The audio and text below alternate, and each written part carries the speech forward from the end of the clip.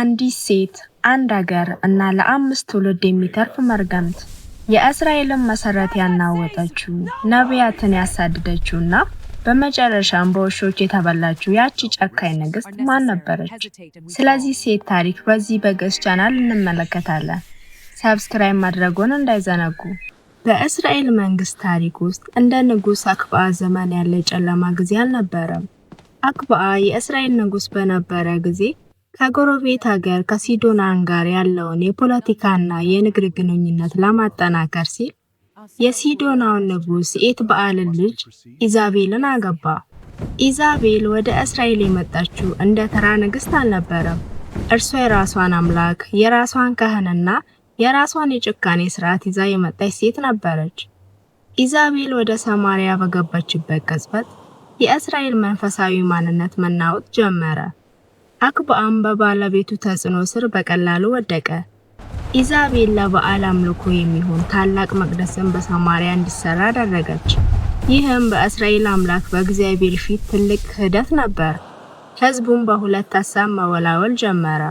ግማሹ ለሆዱና ለስልጣኑ ሲል የኢዛቤልን ጣዖት ሲያመልክ፣ ቀሪው ደግሞ በድንጋጤና በፍርሃት ውስጥ ሆኖ የሚሆነውን ይጠባበቅ ነበር። ኢዛቤል የእግዚአብሔርን ስም ከምድሪቱ ለማጥፋት ቆርጣ ተነሳች። በመላው ሀገር ያሉ የእግዚአብሔርን ነቢያት እንዲታደኑና እንዲገደሉ ትእዛዝን ሰጠች። በዚህ አስቸጋሪ ወቅት ነበር ነቢዩ ኤልያስ ብቅ ያለው። ኤልያስ በአክብአ ፊት ቆሞ እኔ በማገለግለው በሕያው እግዚአብሔር ስም እምላለሁ፣ ካልተናገርኩ በቀር በእነዚህ ዓመታት ጠልና ዝናብ አይሆንም ብሎ ተነበየ። ለ3 ዓመት ተኩል ምድሪቱን በድርቅ ተመታች። ይህ በኢዛቤል አምላክ በበዓል ላይ የተሰነዘረ ቀጥተኛ ፈተና ነበር። ኢዛቤል ኤልያስን ለማግኘትና ለመግደል ብትፈልግም እግዚአብሔር ግን በክሪት ወንዝ አጠገብና በሰራፕታ መበለት ቤት ውስጥ ደበቀው። ከ3 ዓመት በኋላ ኤልያስ ተመልሶ መጣና ንጉስ አክብአን አገኘው። ህዝቡንና 850ዎቹን የኢዛቤልን ነቢያት በቀርሜሎስ ተራራ ላይ ሰብስባለው። በተራራው ላይ ኤልያስ ብቻውን ቆመ። የኢዛቤል ነቢያት ደግሞ በመቶዎች የሚቆጠሩ ነበሩ። ኤልያስም እንዲህ አለ፣ እውነተኛው አምላክ በውሃ ሳይሆን በእሳት ይመልስ የሚል ውድድርን አቀረበ። የበዓል ነቢያትም ቀኑን ሙሉ ሲጮሁና ራሳቸውን በቢላ ሲቆርጡ ዋሉ። ነገር ግን ምንም መልስ አልነበረም። ምሽት ላይ ኤልያስ መሠዊያውን አዘጋጅቶ ጸለየ። እሳትም ከሰማይ ወርዳ መስዋዕቱንና ውሃውን በላች። ህዝቡም እግዚአብሔር እርሱ አምላክ ነው ብለው ጮሁ። ኤልያስም የኢዛቤልን ነቢያት ሁሉ በዚያ አስገደላቸው። ኢዛቤል ይህን ስትሰማ ንስሐ ከመግባት ይልቅ ለኤልያስ ነገ በዚህ ሰዓት ነፍስን እንደነዚያ ነቢያት ባላደርጋት አማልክት ይህን ያድርጉብኝ የሚል የዛቻ መልእክትን ላከችበት። ኤልያስም ሕይወቱን ለማዳን ወደ በረሃ ሸሸ።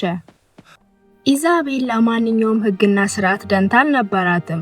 ንጉስ አክብአ የጎረቤቱን የናቡቴን የወይን ቦታ መግዛት ፈልጎ ነበር። ነገር ግን ናቡቴ የአባቶቼን ርስት አልሰጥም በሚል ሃይማኖታዊ ምክንያት እምቢ አለው። አክብአም ተከፍቶ መብልን ሲተው ኢዛቤል ወደ ክፍሉ በመግባት አንተ አሁን በእስራኤል ላይ ንጉስ አይደለህምን? ተነስ፣ እኔ ቦታውን እሰጥሃለሁ አለችው። ኢዛቤል በንጉስ ስም ደብዳቤ በመጻፍና የሐሰት ምስክሮችን በማቆም ናቡቴን እግዚአብሔርንና ንጉሱን ሰድቧል በሚል ውሸት በድንጋይ ተወግሮ እንዲሞት አደረገች። ከዚያም አክብአን ጠርታ ናቡቴ ሞቷል፣ መሬቱን ውረስ አለችው። በዚህ ግፍ ምክንያት እግዚአብሔር በኤልያስ በኩል ኢዛቤል በእዝራኤል ቅጥር አጠገብ ውሾች ይበሏታል የሚል መርገምትን ላከባት። ከዚህ ጊዜ በኋላ አክብአ በሶሪያ ጦርነት ላይ ተገደለ። የኢዛቤልም ልጆች አካዝያስና ኢዮራም ተከታትለው ነገሱ። ነገር ግን ቤተሰቡ ከጣዖት አምልኮና ከክፋት አራቀም ነበር። በመጨረሻም እግዚአብሔር የጦር አዛዡን ኢዩን የአክብአ ቤት እንዲያጠፋ ንጉስ አድርጎ ቀባው። ኢዩም በሰረገላው ላይ ሆኖ በከፍተኛ ፍጥነት ወደ ኢዝራኤል መጣ። የኢዛቤልን ልጅ ንጉስ ኢዮራምን በመንገድ ላይ ገደለው። አሁን የቀረ ዋናው ግብ ኢዛቤል ነበረች። ኢዛቤል የኢዩን መምጣት ስትሰማ አልሸሸችም ነበር።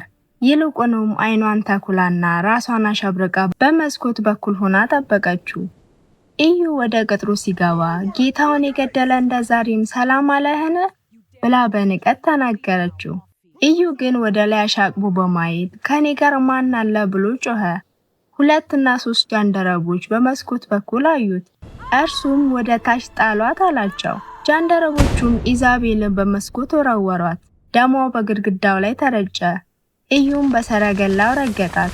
ወደ ቤተ መንግስቱም ገብቶ ከበላና ከጠጣ በኋላ የንጉስ ልጅ ናትና ሄዳችሁ ቅበሯት ቢለው፣ አገልጋዮቹ ግን ሲሄዱ ከራስ ቅሏ ከእግሯና ከእጇ መዳፍ በቀር ምንም አላገኙም ነበር።